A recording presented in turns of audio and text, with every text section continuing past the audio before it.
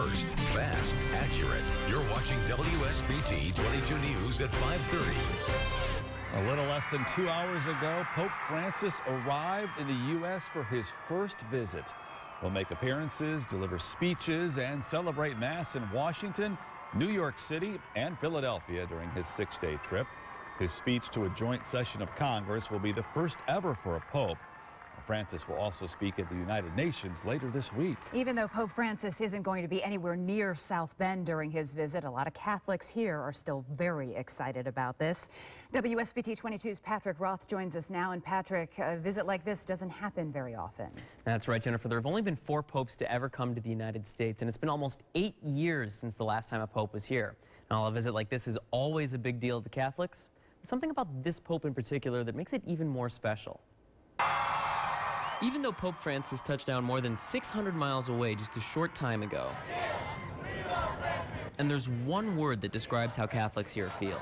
Personally, I'm excited. I also think it's always exciting when your leader or your father come to visit. So I think it's important for our church in the United States to have our father coming to visit us here as well. I'm just excited by having the Pope here. I think it does. I feel like the atmosphere lifts a little bit. I feel like, as contentious as our culture is, I think that he presents at least a glimpse of an opportunity for some kind of unity. There have been papal visits to the U.S. in the past.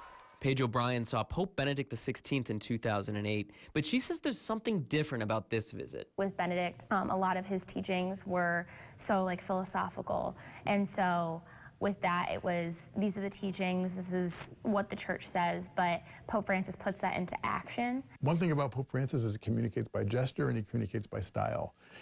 And there's something to be said for that.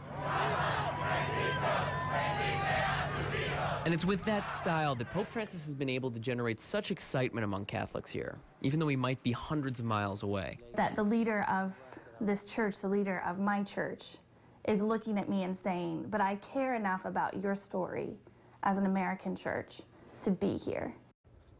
Now, this is going to be a busy week for Pope Francis. He'll be in Washington for the next 2 days, and he'll address a joint session of Congress, and he'll be the first pope to ever do that. And from there, he'll be going to New York and Philadelphia, where he'll be celebrating Mass in front of an expected crowd of more than 1.5 million people. That's quite a big crowd. You know, there's been so much talk, so much excitement, and a lot of coverage. I think it's fair to say the excitement is not just for Catholics. That's right, Jennifer. And that's actually been a big part of this pope's message. He's put a lot of emphasis on the church looking outward and engaging more people within and outside of this church. So like you said, this visit is not just for Catholics. Very historic. Very